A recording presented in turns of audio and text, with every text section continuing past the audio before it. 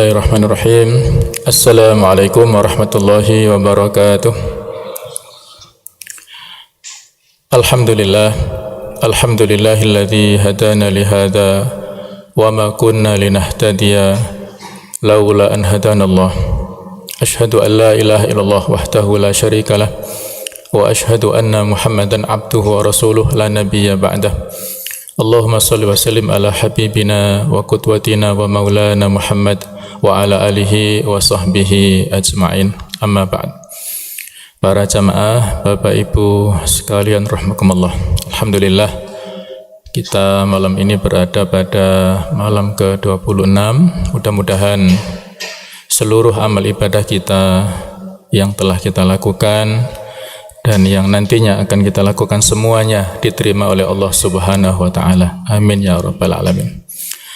Jamaah sekalian rahimakumullah, ada sebuah hadis sahih, pesan penting yang disampaikan oleh Rasulullah sallallahu alaihi wasallam, riwayat dari Imam Bukhari, bahwasanya Rasulullah sallallahu alaihi wasallam bersabda, "Innal 'abda la ya'malu 'amala ahlin nar wa innahu min ahlil jannah." Ada seseorang hamba manusia yang dia melakukan amalan penduduk neraka dalam pandangan manusia, tetapi sebenarnya dia adalah penduduk surga. Wa ya'malu 'amala ahlil jannah wa innahu min ahlin nar. Ada yang kebalikannya, seorang hamba yang melakukan aktivitas, melakukan amalan dalam pandangan manusia adalah seperti amalan penduduk surga, namun sebenarnya dia adalah nantinya di antara penduduk neraka. Wa innamal a'mal bil khawatim. Dan sesungguhnya amal-amal itu tergantung pada penutupnya atau pada penghujungnya. Sama sekalian, hadis ini memiliki 3 pesan penting untuk kita semuanya ya. Yang pertama, yang perlu untuk kita cermati bersama adalah ada seorang hamba yang dalam pandangan manusia itu amalannya buruk. Amalannya itu adalah seolah-olah dia melakukan kemaksiatan. Padahal sebenarnya dia itu nantinya adalah min ahlil jannah. Barangkali di antara kasus seperti ini dulu pernah terjadi ya. Suatu saat adalah seorang Sultan Murad yang keempat, beliau adalah salah seorang kekhalifahan daripada Turki Utsmani. Suatu malam beliau gelisah, tidak bisa tidur. Maka beliau mengajak para pengawalnya untuk berjalan ya, meneliti keadaan masyarakat, barangkali ada sesuatu yang perlu untuk dibereskan ya. Pada saat rombongan ini berjalan di lorong jalan-jalan di kota Istanbul ya, sebagai pusat pemerintahan Turki saat itu, betapa terkejutnya beliau ketika ada yang tergeletak di tengah jalan ya. Beliau turun dari kendaraannya dan diperiksa, ternyata orang ini sudah meninggal dunia. Anehnya, banyak orang yang lalu lalang di sana tidak peduli dengan jenazah ini. Mereka cuek. Ditanyakan, kenapa kalian tidak menolong saudara kalian yang sudah wafat ini? Mereka mengatakan dia ini orang zindik, orang fasik, suka pergi ke tempat pelacuran, suka pergi ke tempat minuman keras. Kami nggak mau ngurus jenazahnya. Kata beliau yang saat itu menyamar sebagai manusia, seorang biasa ya, pakai pakaian preman begitu. Dikatakan, ini saudara kalian umatnya Nabi Muhammad, orang muslim juga. Coba kami antarkan ya, di mana rumahnya, kami ingin mengantarkan jenazah ini. Maka diantarkanlah ke rumahnya. Setelah sampai di sana, yang antar pulang dan disambut oleh istri sebagai tuan rumah. Sang istri kaget ketika mendapatkan suaminya sudah wafat. Dan ada kalimat yang membuat Sultan Murad keempat ini kaget ya. Di antara kalimat istrinya adalah bahwa semoga Allah merahmatimu wahai wali Allah. Sultan Murad kaget bahwasanya ini orang-orang melihatnya fasik, ahlul maksiat, tapi ternyata istrinya yang lebih tahu, lebih mengenal suaminya, mengatakan bahwa suaminya ini adalah insya Allah termasuk waliullah, kekasih Allah. Maka ditanya, apa amalan yang dilakukan oleh suamimu? Kata istrinya, suami saya ini orang yang berada, punya uang banyak ya. Setiap malam dia sering keluar rumah, maksudnya membawa uang. Suatu saat dia membawa uang, kemudian pergi ke tempat para penjual khamr itu, para penjual arak. Dia borong minuman keras yang banyak, kemudian ditumpahkan ke toilet-toilet, nggak diminum tapi dibuang semuanya, dengan harapan supaya para pemuda yang biasa mabuk-mabukan itu sekarang sudah nggak bisa mengkonsumsi arak lagi, sudah nggak ada kesempatan mabuk lagi. Kemudian pada waktu malam yang lainnya, dia bawa uang banyak, pergi ke tempat lokalisasi, menemui para pelacur itu, dan ditanyakan, kalian berapa tarifnya? Pendapatannya per malam berapa? Sekian-sekian. Dikasih uang semuanya, cash, disuruh pulang. Sudah, malam ini nggak usah praktek, pulang semuanya. Sudah dapat uang kan? Nah, dengan harapan supaya para orang-orang yang lelaki hidung belang yang biasa ke situ sudah nggak ada kesempatan lagi melakukan maksiat. Itu rutin dilakukan, sehingga pada saat itu si istri menegur, wahai suamiku, kalau Anda lakukan seperti ini, orang-orang akan berimage buruk kepada Anda, dan nanti kalau Anda meninggal itu nggak ada yang mau merawat. Nah, maka dia ketawa ya, dia tersenyum dan mengatakan, insya Allah kalau saya nanti wafat, Sultan Murad keempat akan mengurus jenazah saya, dan insya Allah para ulama akan mensolati saya. Nah, rupanya ini merupakan ilham ya dari Allah Ta'ala. Ternyata betul, setelah Sultan Murad tahu ceritanya seperti ini, beliau minta izin kepada sang istri, izinkan saya adalah seorang khalifah, saya akan bawa jenazah suami Anda ke istana, akan kami rawat, kami mandikan, kami kafani dan disolati. Dan betul, pada saat solat itu para ulama dan masyarakat mensolati orang yang mendapatkan predikat husnul khotimah ini.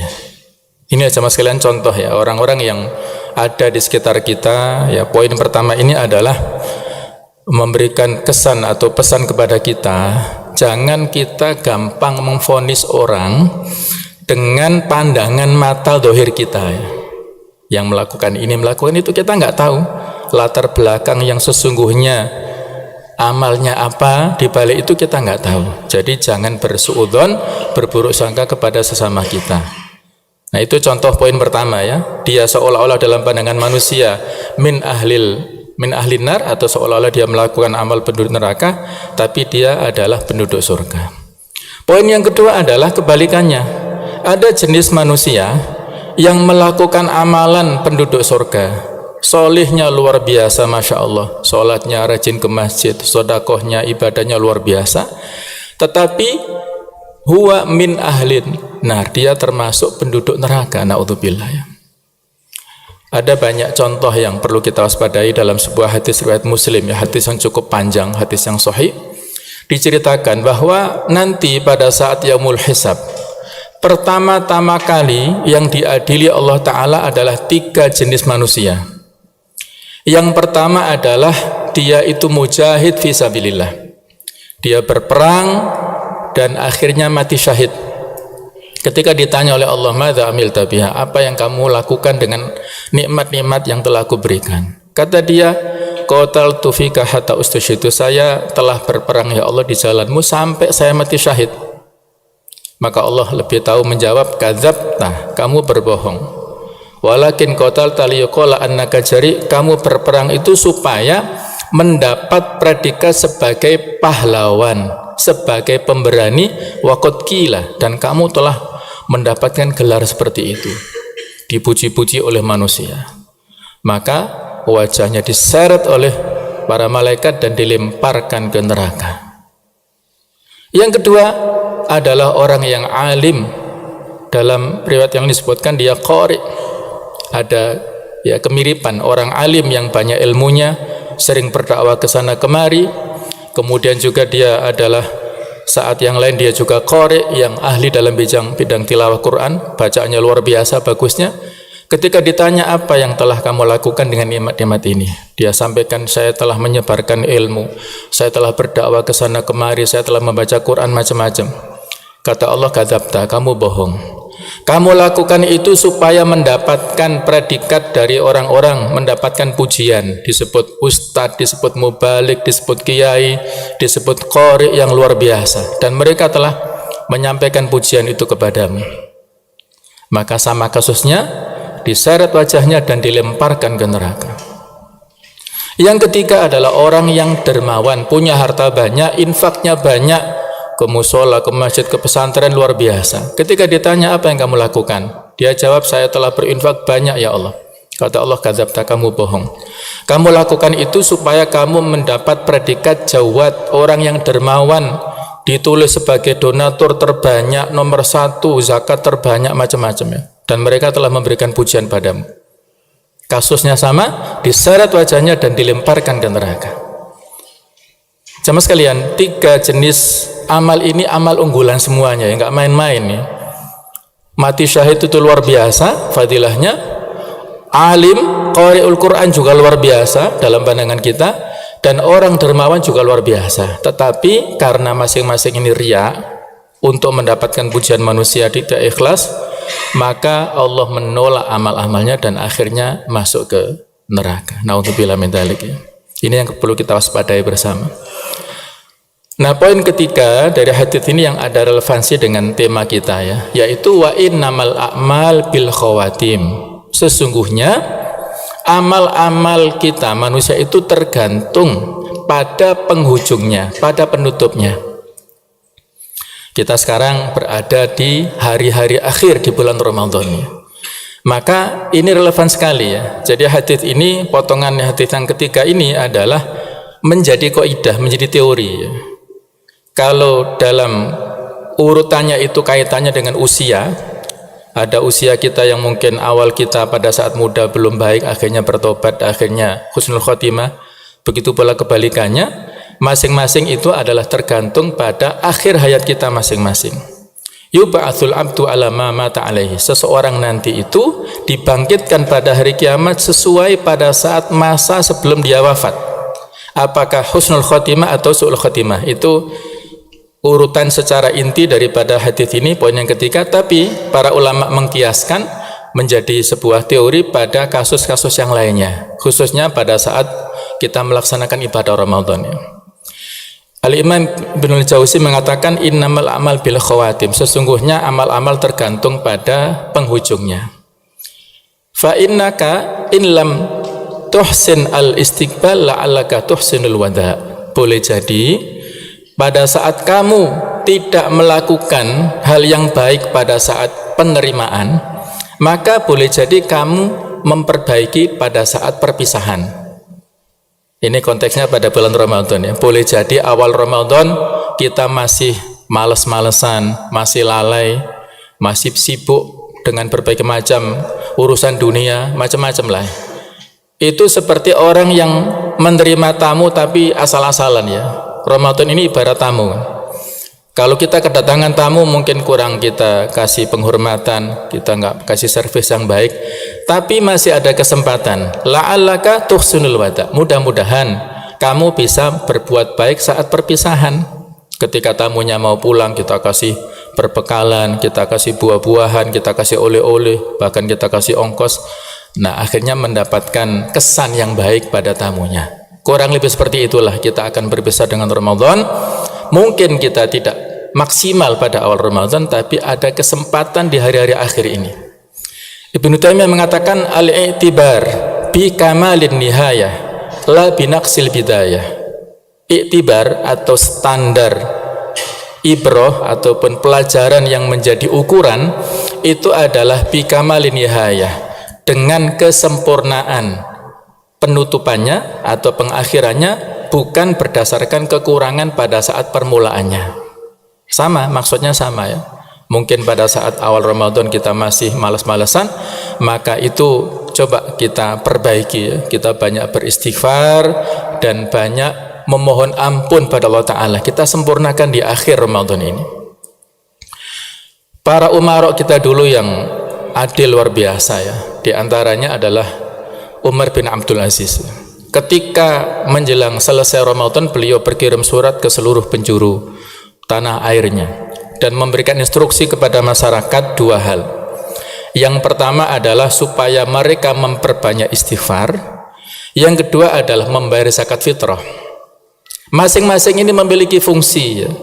Bahwasanya fungsi zakat fitrah itu adalah mirip dengan fungsi sujud sahwi pada saat sholat. Ketika kita lalai di bulan Ramadan, puasanya asal-asalan, ya, lalai dari berzikir dan sebagainya, maka zakat fitrah ini menyempurnakan dari amal-amal yang kurang. Seperti kita sholat kurang khusyuk atau ada yang lupa, ada yang lalai, maka disempurnakan dengan sujud sahwi. Kurang lebih seperti itu analognya, ya. Abu Hurairah juga pernah mengatakan bahwa kalau ghibah, menggunjing, itu meropek pahala puasa, maka beristighfar itu seperti menambalnya, menyambung kembali, ya. Susah kita menghindari tentang masalah afatul lisan, ya. Apa yang kita lakukan lisan ini banyak kesalahannya, diantaranya ghibah, kita menggunjing baik secara langsung atau lewat media sosial, ya. Maka dengan memperbanyak istighfar, insya Allah apa yang robek-robek dari puasa kita itu, dari pahalanya, insya Allah bisa disempurnakan kembali. Nah, inilah fungsinya kita memperbanyak istighfar, dan inilah etika kita, ya. Ibadah yang kita lakukan itu dibangun di atas dua pondasi. Kalau syarat ibadah kan sudah banyak kita fahami, ya, ikhlas dan sesuai dengan sunnah, itu sudah sangat kita fahami. Yang kurang kita fahami kadang-kadang adalah asas ibadah ini apa. Asasnya juga sama dua, yaitu roja dan khauf. Roja ini sumbernya adalah mahabbah, cinta. Khauf, rasa takut, itu sumbernya adalah ta'zim. Ini harus seimbang. Optimisme, roja itu kita berharap, ya Allah, kita sudah melakukan ibadah, mudah-mudahan diterima, ini rojaknya. Tapi khaufnya jangan-jangan ditolak. Nah, ini harus seimbang, ya, antara khauf dan roja ini. Sama sekalian, ada hadis riwayat daripada Imam Ahmad, Nabi sallallahu alaihi wasallam mengatakan bahwasanya yang artinya Allah memberikan kemuliaan pada umat Islam di bulan Ramadan yang tidak diberikan pada umat-umat sebelumnya. Yang pertama adalah la khulufu fami shaim atyabu indallah min rihil misk. Bau mulut orang yang puasa itu lebih harum di sisi Allah daripada minyak kasturi. Tapi dalam pandangan Allah, ya, bukan dalam pandangan manusia. Jadi jangan dipamer-pamerkan, ya. Kalau manusia beda lagi, ya. Itu yang pertama. Yang kedua adalah bahwa malaikat itu setiap harinya berdoa beristighfar untuk orang-orang yang puasa sampai dia berbuka. Jadi saat siang hari, pagi sampai siang itu malaikat berdoa, sampai sore, sampai kita berbuka didoakan oleh malaikat. Yang ketiga, Allah Ta'ala menghias surga setiap harinya sebagai bentuk penghormatan kepada orang-orang yang puasa. Yang keempat, setan-setan dibelenggu, sudah sangat kita fahami. Dan yang terakhir, yang kelima ini, ya, istimewa sekali. Allah Ta'ala memberikan maghfirah, ampunan kepada hamba-hambanya di setiap penghujung malam. Ada sahabat yang bertanya, Rasulullah, apakah itu terjadi pada Lailatul Qadar? Kata Rasulullah, tidak. Tetapi sebagaimana seorang pekerja setiap selesai melakukan pekerjaannya, majikannya memberikan reward, memberikan gaji. Seperti itulah seorang manusia muslim. Dia beribadah, tekun melaksanakan amal soleh, maka Allah memberikan ganjaran berupa maghfirah. Itu ada pada setiap penghujung malam. Jadi ini peluang bagi kita semuanya, bukan hanya saat menunggu Lailatul Qadar pada 10 hari yang terakhir, pada malam-malam ganjil, bukan hanya itu, tapi setiap malam ada kesempatan untuk kita, maka jangan kita lewatkan. Apalagi Allah mentakdirkan kita bertemu dengan Lailatul Qadar, itu bonus yang luar biasa. Maka marilah kita meningkatkan semangat kita. Ibarat kuda pacu yang mau sampai finish, itu semakin memacu kudanya, tidak santai-santai, insya Allah dia akan menjadi pemenangnya. Mudah-mudahan itulah kita bisa dapatkan fadilah di akhir Ramadan dan kita menjadi pemenangnya, insya Allah. Amin ya rabbal alamin. Mohon maaf atas segala kekhilafan. Ihdinas siratal mustaqim. Wassalamualaikum warahmatullahi wabarakatuh.